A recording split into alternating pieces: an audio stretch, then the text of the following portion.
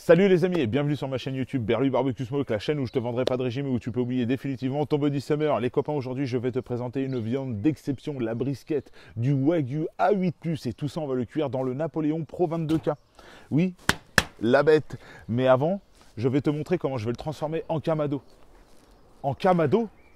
Oui, en Kamado. Tu veux que je te montre? Oui. C'est parti. Bon les copains, comme je te l'ai dit juste avant, on va transformer le Napoléon Pro 22K en Kamado. Bon, quand je te dis en Kamado, c'est un peu putaclic. On sait très bien qu'on ne va pas faire de la céramique, ça n'a rien à voir, d'accord? On est d'accord. Mais si tu veux, je pars sur le principe de la partie étagée qu'il y a dans le Kamado. Et on va utiliser différentes pièces. D'accord? Je vais te montrer comment on fait. Donc déjà, premièrement, on va avoir plusieurs étapes. On va utiliser un cerclage. Ah, je te dis pas d'où ça vient. Hein, t'as compris? Hein, donc, la première chose, un cerclage, on va avoir besoin de la grille, du déflecteur, enfin, de la pierre à pizza et d'un troisième, enfin, on va utiliser plusieurs niveaux et d'un dernier niveau. Ok? Je te montre ça, viens voir. Donc déjà, première étape, tu vérifies que ton barbecue n'a pas trop de cendres, hein, qu'il est bien nettoyé, qu'il est relativement propre. On va mettre le cerclage. On va prendre des briquettes et on va les dispositionner comme ça. Là, tu mets un écart entre les deux. Je veux surtout pas que tu les touches, ok? On fait pareil sur le côté. On fait une deuxième rangée. Maintenant que ça c'est fait, on va le démarrer. Pour le démarrer, comme d'habitude, ah, tu as vu, j'ai la main un peu dégueulasse. Hein. Donc pour le démarrer, on va le démarrer, c'est le début qui nous intéresse.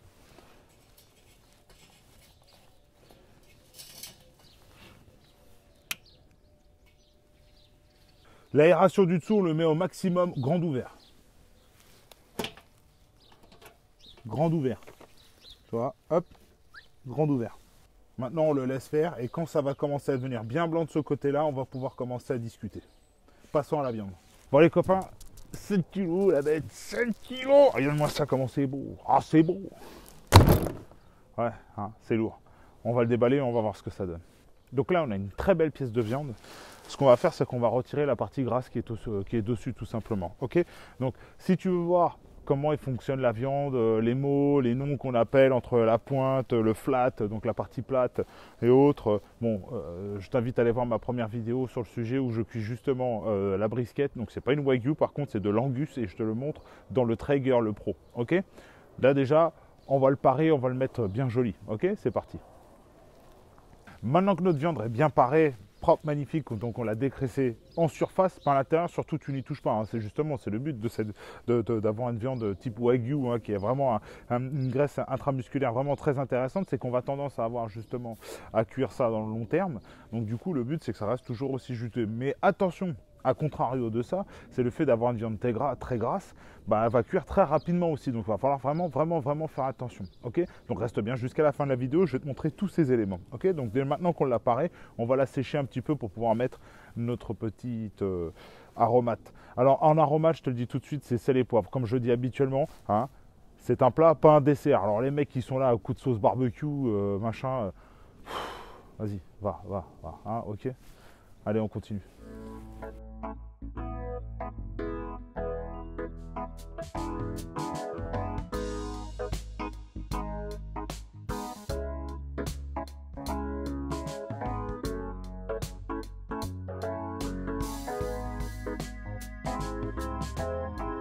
Maintenant que notre brisquette est bien assaisonnée, donc sel, poivre uniquement, il y en a qui sont ferveurs admirateurs du SPG, Salt, Pepper and Garlic.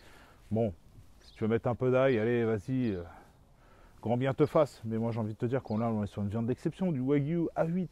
On va pas s'amuser à rajouter. Juste le goût de la viande normalement doit suffire. Ok? Donc sel, poivre uniquement pour moi. Maintenant allons voir qu'est-ce que ça donne de ce côté-là. C'est parti. Maintenant, la viande est préparée. Parée, prêt, salé, poivré, tout ce que tu veux. Ça va être du grand Mendes. Maintenant, on va regarder ce que ça donne au niveau du démarrage. Et on va ajouter du cerisier. C'est parti. J'ajoute du cerisier. Maintenant, j'y appose la grille du Napoléon. Je vais me servir de la plaque à pizza, donc de la pierre à pizza comme déflecteur.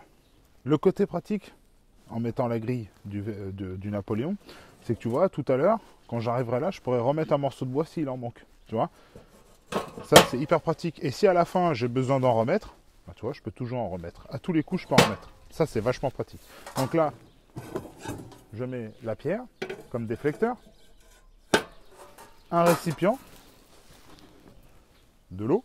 Tu vois l'utilité du grand volume du Napoléon? C'est impressionnant. Hop. Je mets une grille par-dessus.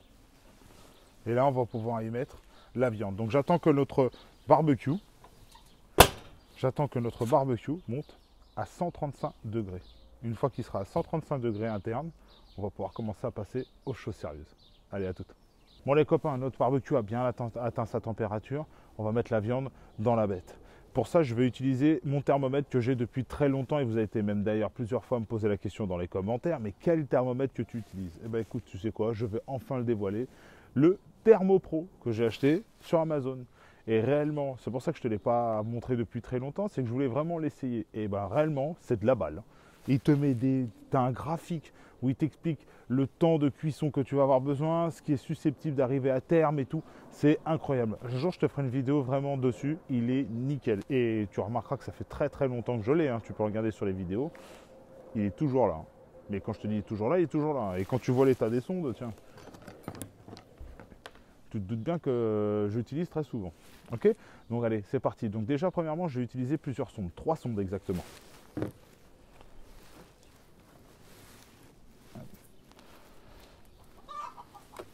Une sonde que je vais utiliser dans la partie la plus épaisse de la viande.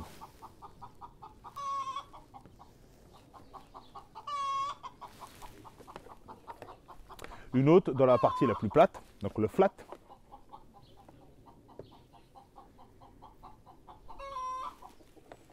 Et une autre qui va servir pour la température intérieure du barbecue. Let's go, viens voir.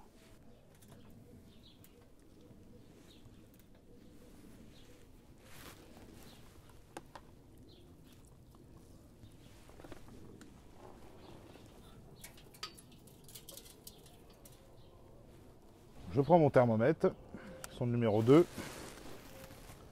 sonde numéro 1 et sonde numéro 3. C'est parti, on le démarre.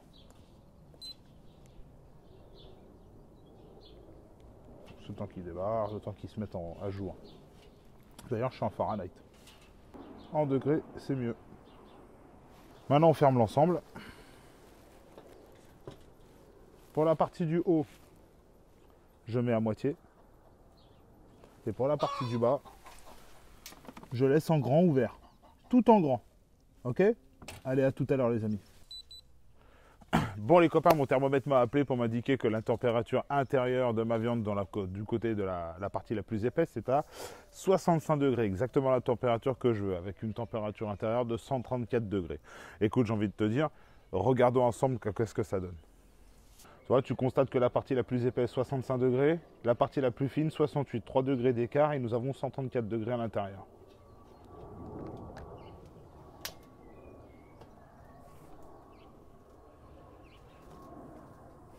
Voilà. On a une belle viande. Donc tu as vu à l'intérieur, c'est beau, hein, tu vois, une belle couleur, elle a pris une belle coloration. Donc on a mis à peu près grosso modo, alors attends, je vais regarder. On a mis grosso modo, on a mis un peu plus de pratiquement 5 heures. 5 heures pour faire pour arriver aux 65 degrés, donc bien évidemment dans la partie la plus épaisse de notre viande, d'accord? Ce qu'on appelle la pointe en fait, hein, tout simplement.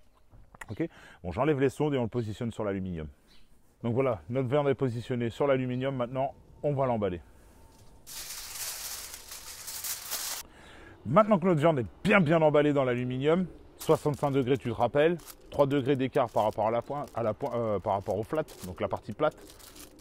On le remet à l'intérieur jusqu'à 87 degrés. 85, allez, tu sais quoi, à partir de 85, et on va regarder ce que ça donne en le sondant. D'accord? C'est parti. Bon les copains, le thermomètre m'a appelé tout juste hein, sur le téléphone, il m'a dit hey, Lulu, reviens, j'ai les mêmes à la maison. Non, je déconne. Hein, il me dit qu'en fin de compte, il y a 86 degrés à l'intérieur de la viande et la température, bah, elle n'a pas bougé, entre 130 et 140 degrés. On est à 140 à peu près, d'accord? Ok. Bah, on va sortir la bête et on va l'emballer.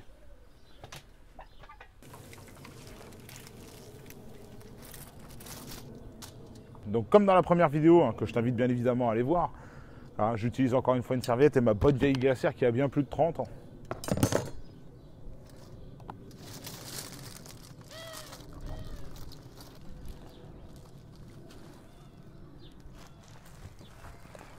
Voilà. Ouais, tu me vois, je emboîte encore un peu. D'ailleurs, je vous remercie pour vos messages sur ma dernière vidéo. Vous avez été très très très gentils. Je me rétablis au fur et à mesure du temps. Donc là, on va la laisser reposer à peu près une demi-heure, trois quarts d'heure. Et pendant ce temps-là, on va faire un petit accompagnement. Ça te dit des mac and cheese? C'est parti, let's go. Donc pendant que notre brisket est en train de reposer sagement dans sa glacière, on s'occupe des mac and cheese. Donc pour les mac and cheese, je vais utiliser des coquillettes tout simplement. Donc tu prends le temps de cuisson qui est indiqué sur ton paquet, tu le mets à moitié, hein, d'accord. Et au niveau du fromage, tu vas utiliser plusieurs types de fromage. Donc je t'invite à utiliser de l'emmental, de la mozzarella, du cheddar fumé et du cheddar nature. Ok? C'est parti, let's go.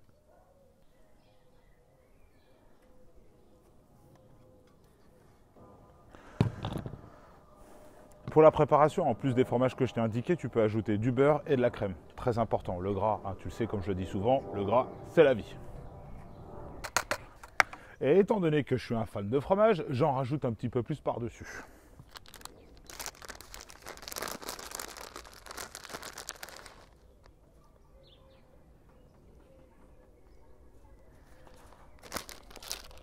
Et vu que notre barbecue, il est encore en route et qu'il reste encore de la braise, pourquoi pas en profiter. Donc déjà, première chose,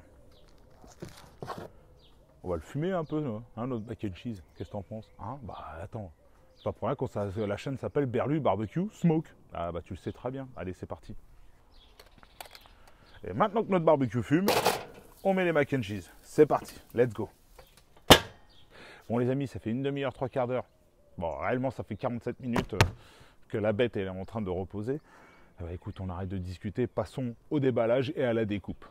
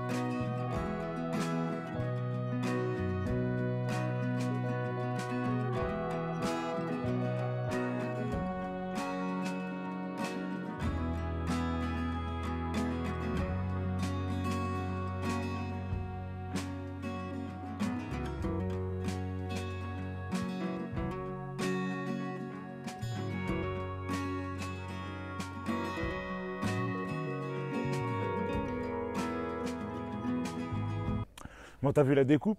C'est beau, hein? Ah, c'est beau, t'as vu, c'est bien juteux, bien gras. Oh là là, oh. Bon, écoute, j'ai envie de te dire qu'il reste une seule chose, hein. C'est de goûter, bien évidemment. Alors, let's go, c'est parti.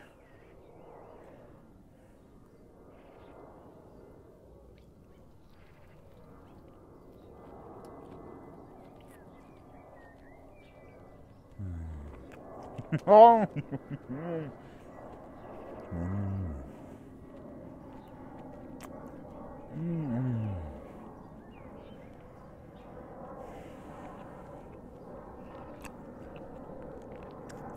Ce sel qui vient derrière, là. Qu'est-ce que tu veux que je te dise? C'est fabuleux. C'est magnifique. 8 heures de cuisson, 135 degrés tout long. Première étape, 65 degrés sur la partie la plus épaisse. 85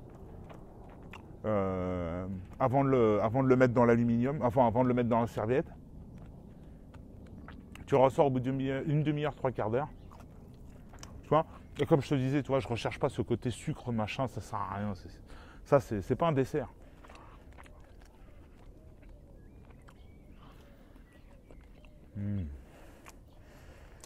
Et tu as vu la couleur de smoke ring, tu vois? Cette couleur qu'il y a autour de la viande, c'est magnifique. Qu'est-ce que tu veux que je fasse de plus? Donc tout ça pour finir sur que le Napoléon n'a pas failli à sa mission. Il a été étanche, il a permis de garder une température intégrale le long. J'ai même pas, je te promets, hein, J'ai pas changé quoi que ce soit au niveau du charbon. Tout le cerclage que je t'ai montré dès le début, c'est celui d'origine. Hein. Et il en reste encore et on est à... Eh, je te mens pas. Alors, je pense pas que tu verras, mais 133 degrés. 133 degrés, c'est ce qui reste. Je pense qu'à mon avis, la fin est utilisée. Ouh, les macaronis. C'est quoi? Viens, on les sort. Pas magnifique, ça? Fumé à souhait. Oh, ça sent bon, putain. C'est dommage, j'ai pas de cuillère. Je les aurais mangés en même temps.